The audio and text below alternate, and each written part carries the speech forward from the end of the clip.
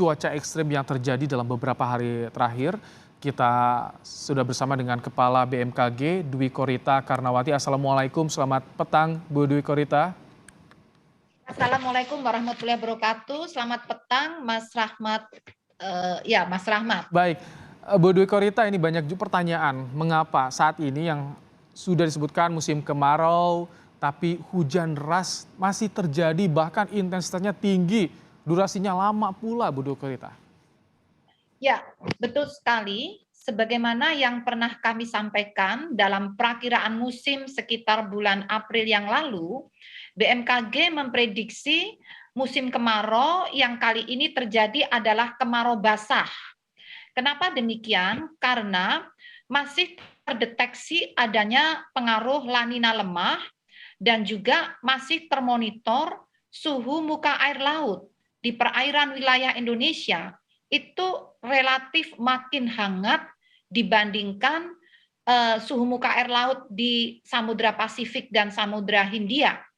Dan hal tersebut juga berpengaruh terhadap propagasi pergerakan awan-awan hujan yang berada di wilayah Samudra Pasifik dan Samudra Hindia melintasi kepulauan Indonesia.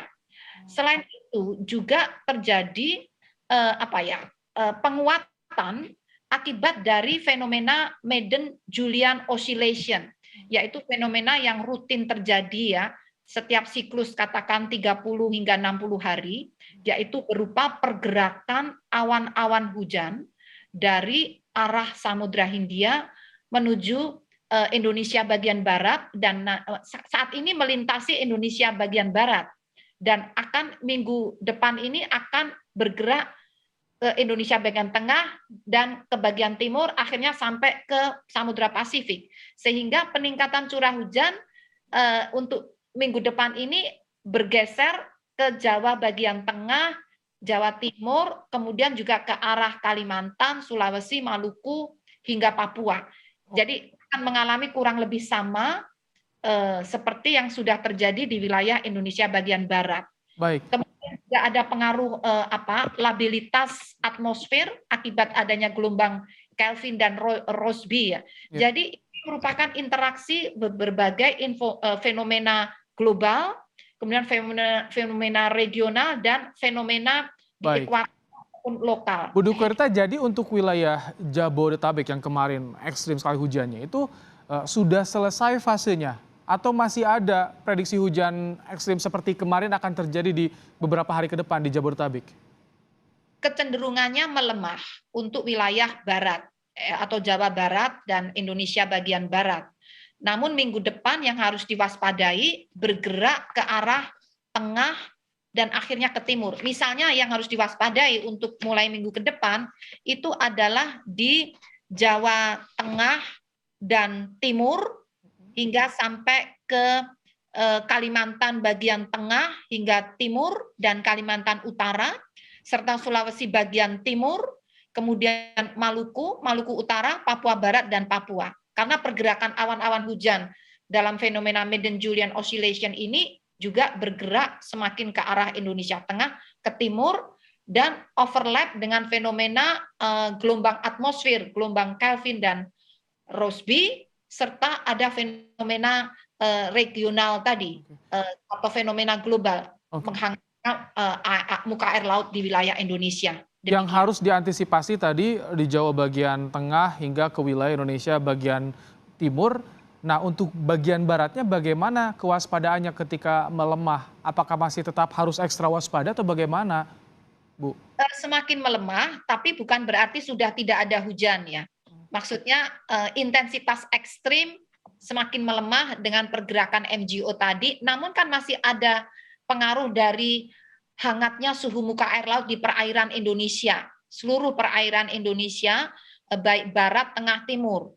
Sehingga pembentukan awan-awan hujan masih tetap terjadi, namun tidak seintensif apabila overlap atau bertumpuk ya dengan fenomena MGO tadi. Karena MGO-nya ini juga bergeser ke arah tengah dan timur. Meskipun penguapan ini akibat hangatnya muka air laut ini masih terus terjadi.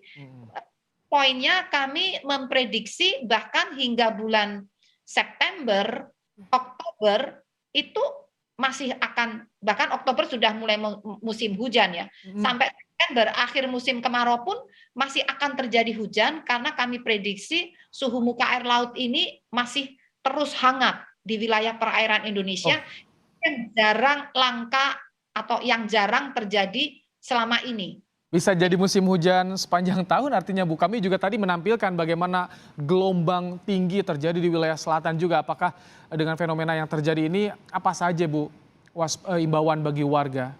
Ya, kalau gelombang tinggi ini lebih dipengaruhi, terutama kami memprediksi sampai tanggal 18 Juli di wilayah selatan Indonesia, ini kan ada pasang purnama. Jadi masuknya air pasang ke darat. Jadi ada pengaruh purnama sekaligus juga diperkuat dengan pengaruh angin kanan dari arah Australia. Itu yang wilayah Indonesia bagian selatan ini perlu diwaspadai terutama sampai tanggal 18 atau sepekan ke depan. Demikian. Baik, harus ada antisipasi dari masyarakat juga, koordinasi dari pemerintah untuk meminimalisir bencana yang semakin memperparah bagi warga. Tentunya BMKG juga terus menginfokan bagaimana perakiraan cuaca ke depan. Terima kasih Kepala BMKG Dwi Korita Karnawati telah bergabung bersama kami dalam program Kompas Petang.